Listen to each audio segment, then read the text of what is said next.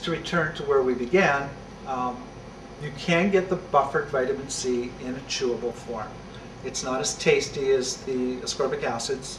Ascorbic acid tends towards a tart flavor, where calcium ascorbate and the mineral ascorbates tend to be somewhat bitter. If you put a lot of it in a shake, you're going to get a bitter afternote. Now when you chew it, it's not going to be quite as pleasant, but they will be sweetened up, and ideally you want them sweetened up with something like stevia or a natural sweetening agent that's not a sugar per se. So if the children begin on them early, generally they can adapt to the chewable buffered Cs, and they're easier on the teeth. And the other thing about a buffered C is that it stays in your blood a good 3 times longer than ascorbic acid. So if ascorbic acid is going to pull out of your system in about 2 hours, taking an equal amount of a buffered vitamin C is going to give you about 6 hours. So clearly buffered vitamin C is the choice. If your cash flow is such that you want to drop $3 on a vitamin C, take your 500s 2-3 times a day, that's still going to give you dramatic benefit.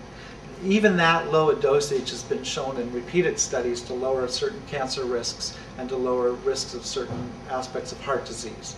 So even a low dose of vitamin C is better than no vitamin C at all. Playing with high doses, I've seen infections clear up in 3 days at 9 to 12 grams of the buffered vitamin C. So it's definitely worth playing with those for a certain kind of therapeutic use too. But again, I prefer to ebb and flow out of the high dosages back to lower dosages, skipping certain periods of time, just so the body doesn't get too climatized to it, too used to it, and no longer use it as efficiently.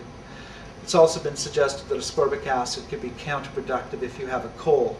Since often the function of a cold is to clear the body of mucus, taking a lot of ascorbic acid when you have a cold can often lock it into the lungs and not allow the body to expel it as well. So if you have a lung condition, if you're expelling mucus during an illness, keep the vitamin C to a lower dosage level, 500 to 1,000 milligrams 3 times a day, and don't raise it much beyond that. Prior to the advent of a cold, it's quite fine to take a higher dosage level in order to prevent its occurrence. So that's Vitaminutes for today.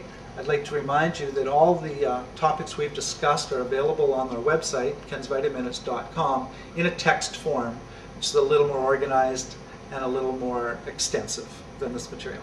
Thank you.